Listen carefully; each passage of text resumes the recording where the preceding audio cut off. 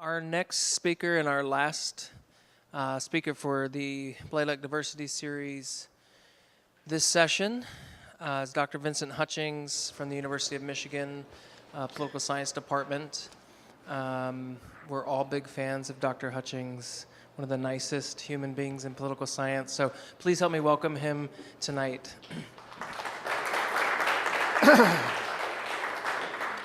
Thank you all for coming out this evening. What I'm going to be presenting today is a project that I started with my then graduate students a few years back, and then I got away from it while working on other projects, and now we're starting to come back to it. So even though it says University of Michigan up there for my co-authors, two of them are now at other institutions. Neil Lewis is at Cornell, and Hakeem Jefferson, who actually presented yesterday, is moving to Stanford. So there's a lot to be said and a lot that has been said in the last few lectures here in the Blalock series about intersectionality, and that's going to be a component of my comments this evening, but in a somewhat different respect than some of the other speakers have spoken to this question. That is to say, I'm going to be speaking not about how race and gender interact, or race and class, or religion and class, etc., but how race and skin color can interact. And sometimes people use that phrase, skin color, to mean something comparable to race. But I'm actually talking about gradations of color within a category. My comments this evening will be focused entirely on African Americans, and this may come up in Q&A, so I just want to say at the outset that much of the content of what I'm describing here this evening has applicability to other communities as well, both within the United States and, of course, globally, and some of which I can speak to later, I guess, in Q&A if you're interested. All right. There you go. All right, so team light skin, team dark skin. This is apparently a phrase that's used on Twitter. I know this because my graduate students have told me. I'm not on Twitter. And it speaks to a kind of a semi-tongue-in-cheek discussion of a competition between lighter-skinned and darker-skinned African Americans. And I say somewhat tongue-in-cheek because it's somewhat done in a playful fashion, but it's a bit serious at times as well, suggesting that there are different teams, different interests, different perspectives, and this can play out in a number of different ways. Of course, we know that the origin of skin color politics in the United States derives from the original sin of the United States, or at least one of the original sins, which is slavery. And in the context of slavery, because of the rape of African women by the so-called slave masters, it produced lighter-skinned offspring who were often given better treatment in the context of slavery. And this is a picture, I think, of some individuals who are actually not white, even though they may appear to be. And then contrast that with the Africans or African Americans who worked in the field, who were typically darker skinned. This is just a picture from 12 Years a Slave, Lupita Nyong'o and the actor whose name I can't recall right there, basically depicting in brutal fashion the process by which we get such a broad range of colors within the African American community, deriving essentially from rape. I put up a picture here of these two prominent leaders from the African American community who emerged in the aftermath of emancipation, Booker T. Washington and W.E.B. Du Bois, who famously had a pretty strong disagreement about the strategies blacks should adopt to address their plight in the aftermath of emancipation. And much has been said about that, none of which I'll be talking about this evening. But I make reference to these leaders only to note that they both, in spite of their differences, had one thing in common. They were extremely light-skinned. They had considerable European ancestry. And that was a feature then of African-American leadership, and it's a feature now of African-American leadership. And this is just a poster from a movie from a Spike Lee movie from a few years ago, School Days. Some of you may have seen it. He highlights some of the politics in an HBCU, a historically black university or college, with respect to colorism or skin color competition. So all of this that I've just described in the last minute or so is just to drive home that this is a big deal. Some of you already know this, some of you are already familiar with it, but some of you in the room may not be. And this is an issue that's been on the minds of African Americans for some time. It's been a part of the politics of the community going back to before emancipation. So what do we know about the relevance of skin color? I am a political scientist by training, so why am I talking about this? What does this have to do with political science or politics? It has a lot to do with politics, which I'll get to, but it also has a lot to do with social science. We know from a variety of different social science endeavors that skin color matters. It doesn't just matter in a kind of personal preference sense, but it actually matters for who lives and who dies. It matters for who gets sick and who does not get sick. Public health scholars have found that darker-skinned African Americans are more likely to have hypertension, diabetes, a range of other ailments. A lot of this plays out in the ways that you would expect, and always in the following way. Darker-skinned blacks just have worse health than lighter-skinned blacks. Sociologists have revealed to us in their examination, I'm walking through a lot of literature here, mostly by way of setup, and again, many of you may already know this, but on the off chance that you don't, just to lay out that this is not just something that plays out on Twitter, but it has real-world consequences. Sociologists have informed us that skin color differences play out with respect to socioeconomic outcomes, income, wealth, education, occupational status, etc., and always in the familiar way. Darker-skinned blacks get less, do less well, have less favorable outcomes than do lighter-skinned blacks. Psychologists have looked at this as well in terms of the extent to which the familiar, some of which we saw with the last speaker, some of the familiar stereotypes that are applied to African Americans and have historically been applied to African Americans. We know from psychological research that those negative attributes are far more likely to be applied to darker-skinned blacks than to lighter-skinned blacks. And this has implications, as I indicated previously, for real-world outcomes. To be blunt, darker-skinned African Americans are more likely to be arrested. They're more likely to be given heavier sentences even when committing the same level of crime. Indeed, darker-skinned African Americans are more likely to receive the death penalty, having committed comparable crimes, comparable capital crimes. None of this is research that I've done. I'm just summarizing research that's been done by others. Jarring perhaps, but nevertheless driving home the point that this is an issue that doesn't get talked about so much. Many of us are familiar with racial disparities and how they play out, and we should be familiar with that, but we're oftentimes not so familiar with the way in which color-based discrepancies play out as well. I guess I already talked about this point, so I won't linger on it. There are wage differences that play out. Indeed, there are wage differences that play out with respect to color, such that the familiar household income divide between blacks and whites evaporates entirely for light-skinned blacks. That is to say, whites and light-skinned blacks don't have a discrepancy on income. The discrepancy on income is driven entirely by darker-skinned blacks. All right, political science. What does political science have to say about this? Actually, not much. The discipline has mostly, to the extent that it focuses on hierarchies and disadvantage, focuses far more on race, ethnicity, and gender, and to some degree religion, and very little, actually, on issues of color.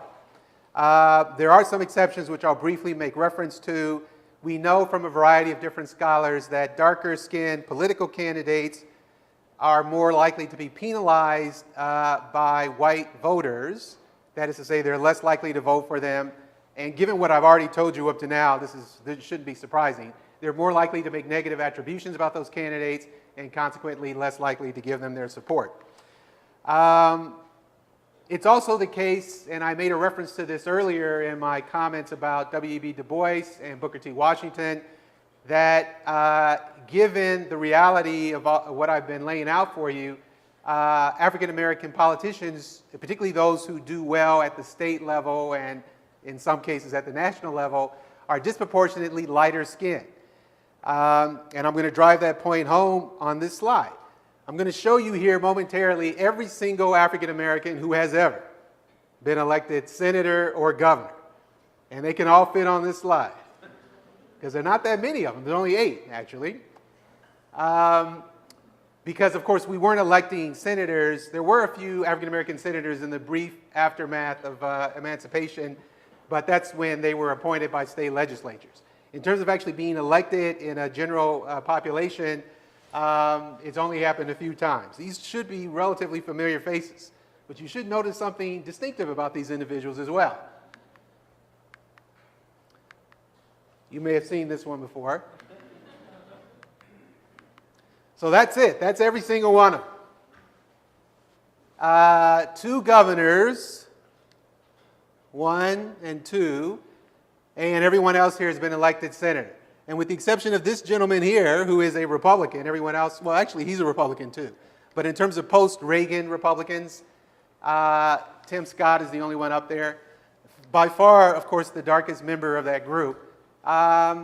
Most African Americans have a skin tone that's kind of like this guy. But most of the prominent African American elected officials over the last 25, 30, 35 years look more like this guy, or that guy, or this guy, or even this guy. Now, some of you may be wondering about a couple of candidates who are running for governor in the upcoming election cycle. There's a gubernatorial contest in Georgia and in Maryland as well. So that might change things a little bit. This is the candidate, Democratic candidate running in Georgia, who is of darker hue. But there's also another candidate running as well. And even assuming that they are both successful, and it's not altogether clear that they will be, we'll find out. Both running as Democrats, by the way. It still does not gainsay the point that I've been trying to make here, which is that the population that's being represented with respect to African Americans and the individual elite politicians have different phenotypes. They look different. I'm not placing any value judgment on that. I'm simply reporting what is true, what is uncontestable. There is a difference. So there's a bit of a paradox. We know that it means something in popular culture as it plays out on social media, skin color discrepancies and divides and turf wars.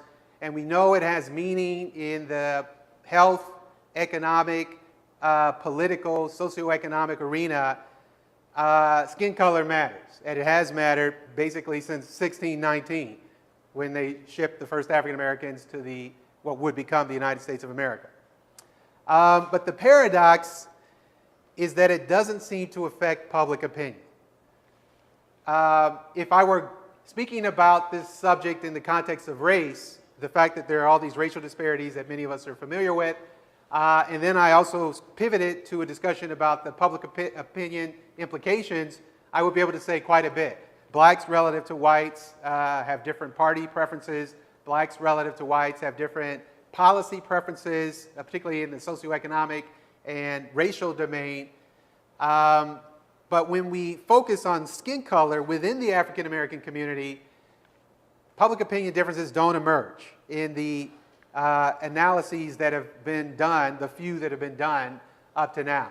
Mostly we find that darker skinned and lighter skinned African Americans have the same distribution of policy preferences. So that is the skin color paradox. The question is why? Scholars such as Hochschild and Weaver put forth an explanation, a perfectly plausible, defensible, and potentially persuasive explanation, which is that in an effort to tamp down internal division within the African American community, a decision has been made, perhaps since emancipation, to focus on the unifying and consensus barriers with respect to race, as opposed to focusing on what might be more divisive with respect to divides or issues or conflicts that arise with respect to color. And so, in short, race has trumped the color divide, and maybe that's what's going on. But we had reason to think that that might not be the case anymore.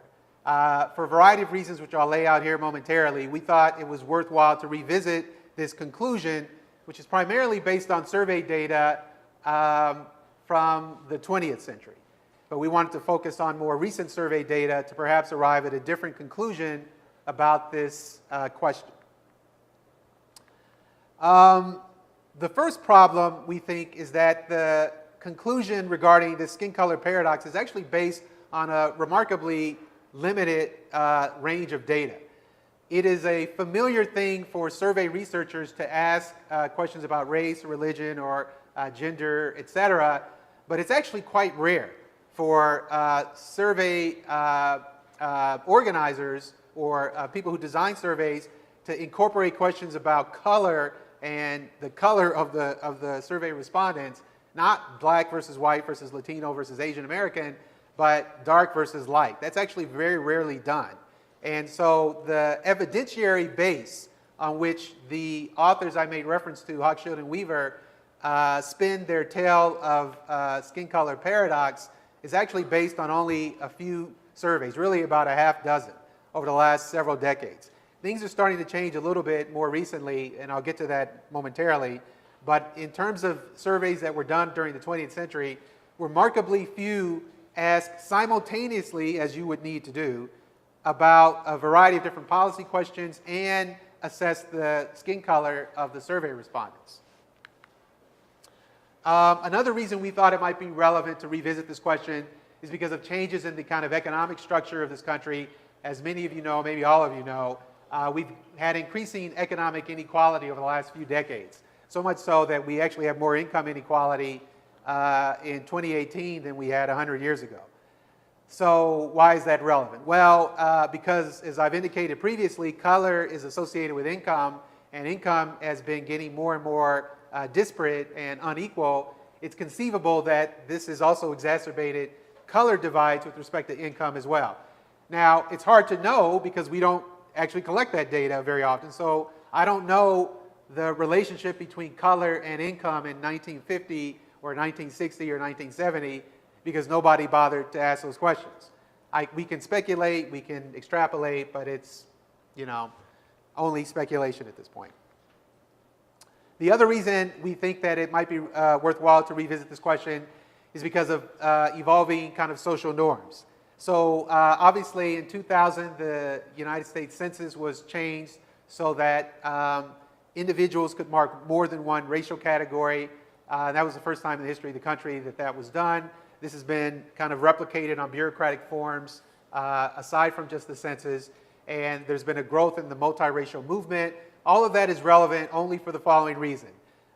It used to be that as a practical matter, the United States adhered to a one-drop rule, that if you had any discernible African-American ancestry, or even if it wasn't discernible, if you had any known African-American ancestry, you were coded as African-American or Negro at the time. But that's no longer true in the sense that people can adopt a biracial identity now, and it's possible that that has contributed to a divide between dark and lighter skinned African Americans, that changing societal norm. And finally, we wanted to look at whether or not the skin color operates as a practical matter in a way that is similar to the way that race or gender operates. Meaning what? Meaning that social scientists have demonstrated in a range of studies that we have these identities, these salient social identities that can be activated under different circumstances, like race, like religion, like gender. But we haven't really explored this in the context of skin color. So yes, I am suggesting that skin color can be an identity very much akin to religion or race or gender. That's a peculiar point to put out there, and when I've given versions of this talk before, we've gotten a lot of pushback from suggesting that people might identify not merely with their race, but with their skin color. But just bear with me. We have reasons to think that there might be something to that speculation. So I'm going to lay out here some of our hypotheses and focus on our survey data where we explored this question, and then near the end, I'll talk a little bit about an experiment that we ran as well, and then I'll wrap up. Hopefully I won't take all of the 25-30 minutes, and then we'll have time for Q&A. The first hypothesis is consistent with what I've already said to you up to now. We anticipate that darker skinned African Americans will be more likely to identify with their racial group. We can measure these things. We'll use familiar metrics, and that they will be more likely to perceive discrimination. Because as a factual matter, darker-skinned African Americans actually do experience more discrimination. So the question isn't whether they experience more discrimination. The question is whether they recognize that they experience more discrimination. So we expect that they will. Similarly, we explore whether or not darker-skinned African Americans are going to be more likely to support efforts to address economic inequalities. Mostly because it's in their self-interest and indeed in their group interest that they would do so. That efforts to address wage inequality, efforts to address a variety of different inequalities are going to actually benefit darker-skinned African Americans more than lighter-skinned. So let's see whether or not they adopt this position or not. We look at support for race-based policies. The most iconic, of course, would be affirmative action.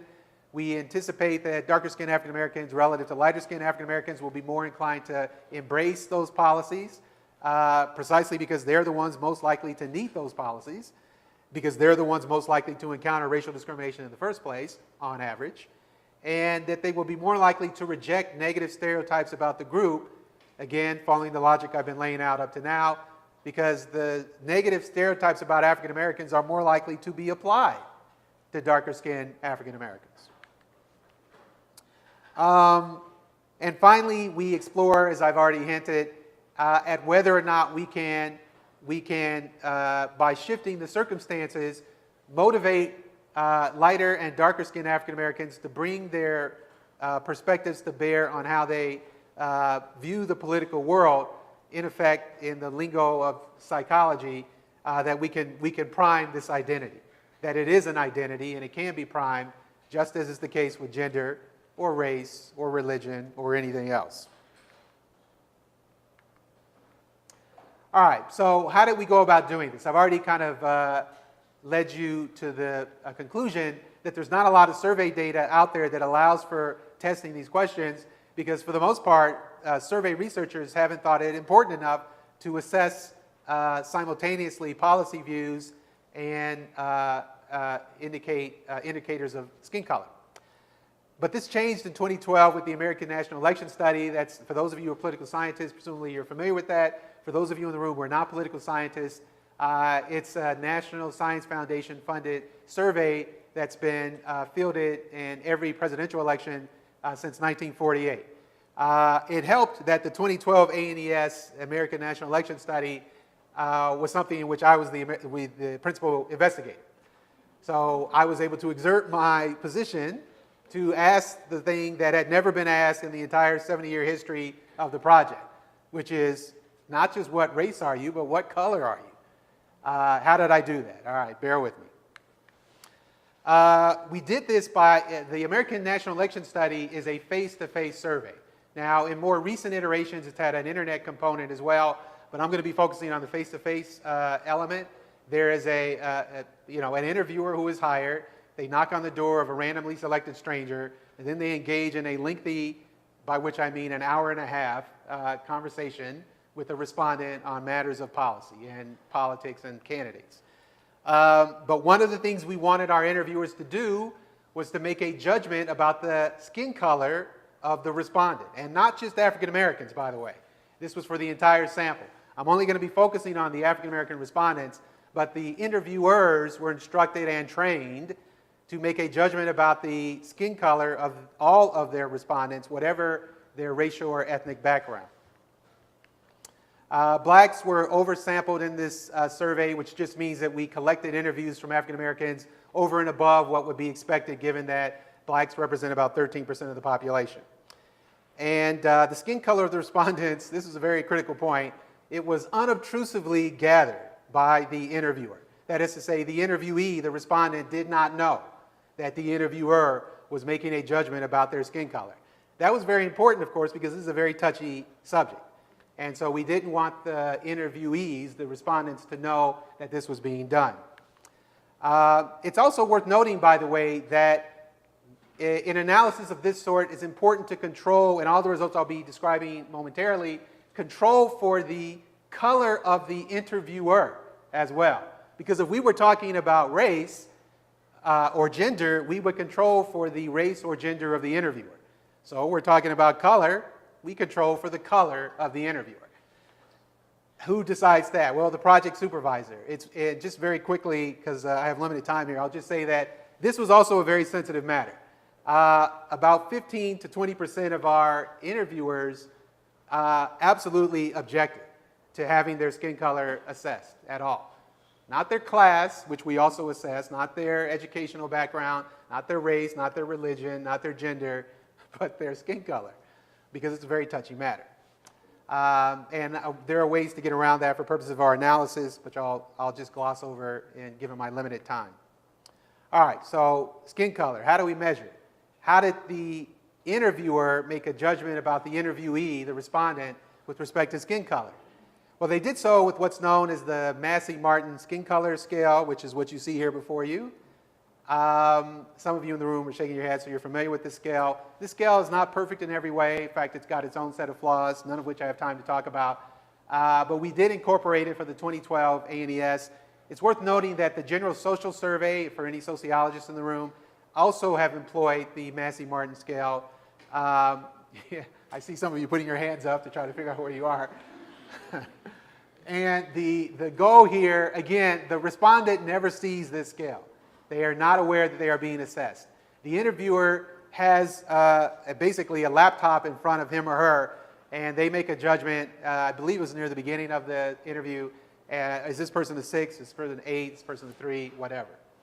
I'll often break down the results that I described to you this evening into thirds, which play out, as you can see here on screen, for African Americans, mostly just for simplicity's sake. But the results play out in a similar, comparable fashion if I use the entire 10-point scale. But I'm going to be breaking it down into light, medium, and dark. Okay, so the first thing I want to show you, this is mostly by way of setting the stage here, is that it matters. I've already told you that it matters, that a slew of social scientists have demonstrated that it matters. But does it matter in our data? Short answer is yes. I don't have time to show you the multiple ways in which it has implications, not now talking about survey responses, but just talking about the circumstances of the survey respondents, their socioeconomic status, their health status, et cetera. I'm going to show you briefly data about household income and self-reported health status before I move on to the survey results. Everything that I'll be showing you here is, unless I tell you otherwise, statistically significant, both in the bivariate and in a multivariate context. And I've coded everything onto a 0-1 scale just for simplicity's sake. And so you can see that in the case of income, you can't necessarily read those numbers, but you can see that the lighter bar is bigger than the darker bar.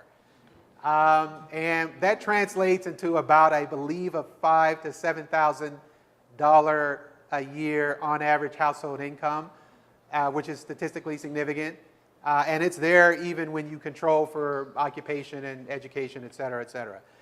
Health status, which is measured with a question just asking the respondent to indicate what their health, how healthy they regard themselves to be, which, by the way, public health scholars have found to be a pretty good indicator of actual health status, also plays out. This particular divide is also significant in a multivariate context, although it's, I think, close to being borderline, around 0.06, 0.07. In a bivariate sense, it's significant also.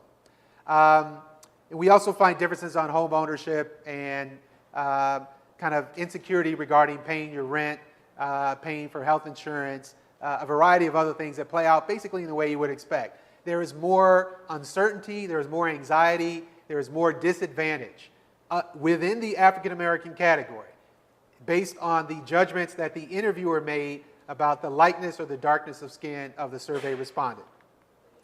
All right, so that's all by way of setup. Now about the hypothesis regarding identity. Because our expectation is that darker skinned African Americans are going to be more attached to, have a greater sense of identification with the racial group. That was what we hypothesized, but that turned out not to be the case.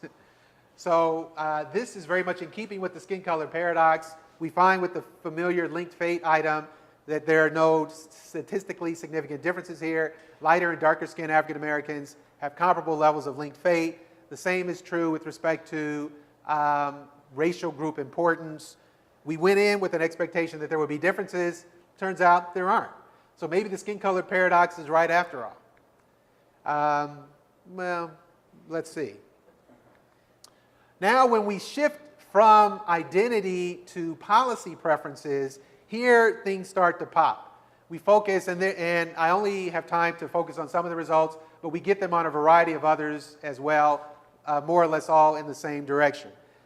So with respect to whether or not there should be an increase in welfare benefits, not much of a difference between medium skin and lighter skin African Americans, but there's a big difference there for darker skin. This is the pattern that emerges. It's not so much that lighter skin African Americans are distinctive relative to medium and darker skin blacks. It's that darker skin blacks are distinctive relative to the other two groups. Efforts to reduce income inequality, not much difference between those two guys, but a big difference there.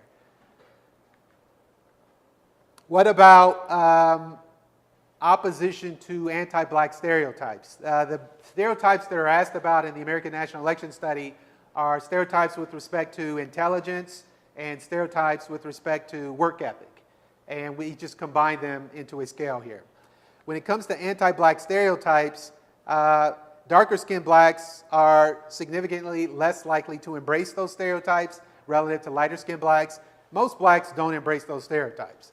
But there's variation within the group, and it plays out in a way consistent with our expectations. In terms of affirmative action, I'm just showing the results here on the workplace affirmative action, but we get comparable results when it comes to affirmative action in the schools and university. Basically, darker skinned blacks support affirmative action more than do lighter skinned blacks. Now I'm going to shift from the survey data to a discussion briefly about some experimental data we collected as well. My colleagues and I ran an experiment a few years ago where we wanted to try to ask a broader range of color-based questions. And also we wanted to introduce an experiment, which I'll describe momentarily, to get more purchase on what we were able to get from the American National Election Study.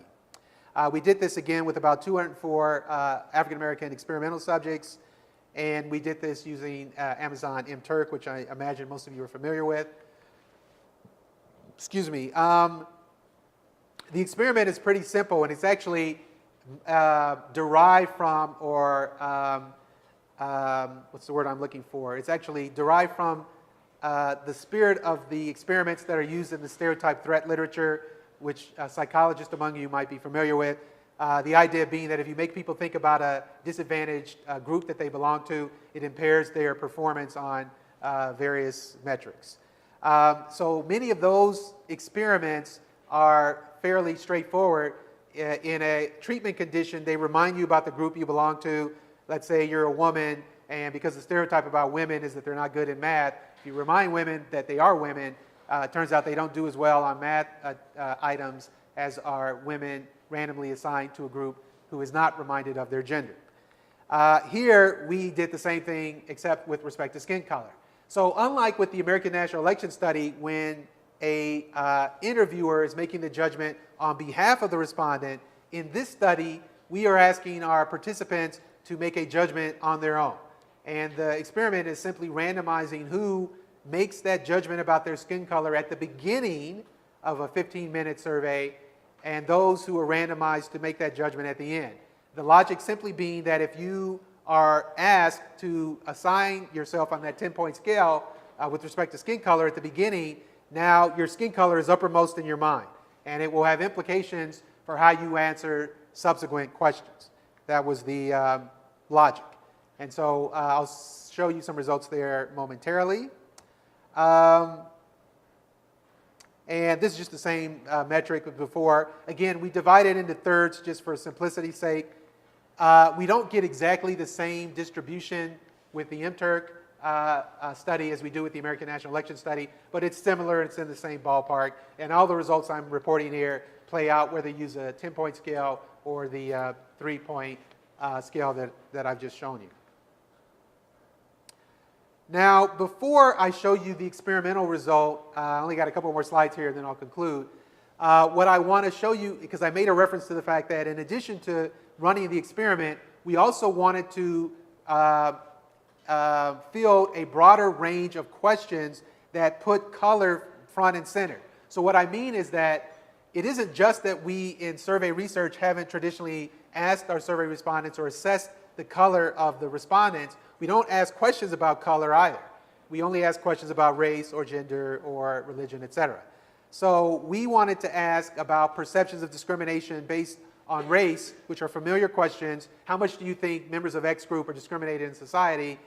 But we also wanted to ask about color-based perceptions. How much do you think lighter-skinned African Americans encounter discrimination? How much do you think darker-skinned African Americans encounter discrimination? And I'll just show you, this is, of course, not leveraging the experimental result here, and this is not based on a representative sample, but it does give you some purchase as to whether or not African Americans are responding as if they recognize that there are distinctions based on color as well as race. Again, everything's coded onto a 0-1 scale, and you can't see the number, I think, from where you're sitting, but it's basically about 24% of African Americans indicate that whites encounter discrimination in society. That may be high, that may be low, depending on where you're sitting, I guess. The point is that that number is considerably lower than a question asking about lighter-skinned blacks. Not blacks writ large, but just this particular subgroup of African Americans. How much discrimination do they encounter? Quite a bit, actually about twice as much. And the differences I'm going to show you here on screen are all statistically significant from one another. When it comes to blacks without any reference to skin color, we see a greater perception of discrimination based on the individuals in our study at least. And finally, with respect to darker skinned blacks, you can see a discrepancy as well.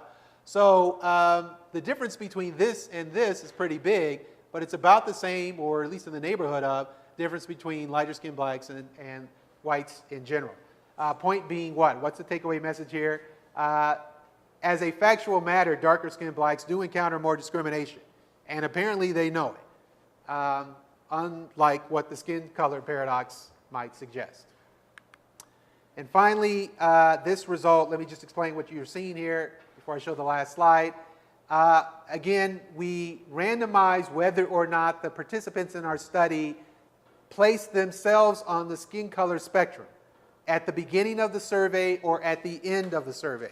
The idea being that if they did it at the beginning of the survey, it would be uppermost in their mind and have implications for the subsequent questions they would answer on the survey. So if we are right, we should see differences that emerge if you answer the skin color question, if you answer that question at the beginning as opposed to if you do it at the end.